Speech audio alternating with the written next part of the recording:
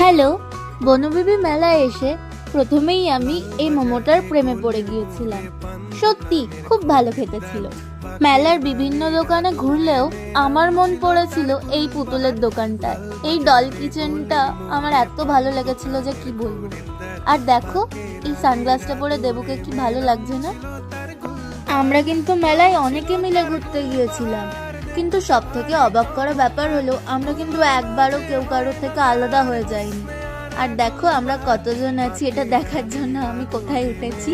এটা ছিল মেলার প্রথম সন্ধে, তাই দেখো আমি দেখতে গিয়েছিলাম যে মন্দিরে কত ঠাকুর ভর্তি হয়ে গিয়েছে। অনেক ঠাকুর চলে এসেছে, এখনো তো আরো দুদিন বাকি আছে। না জানি সেই দুদিনে আরো কত ঠাকুর ভর্তি হয়ে যাবে। এখানে আবার বনবিবি গান হচ্ছিল, এখানে সাপ নিয়ে কি দেখাচ্ছিল ভগবান জানে। এদিকে মেলায় ঘুরে আমার দরকার প্রয়োজনের পছন্দের আমি তো কিছু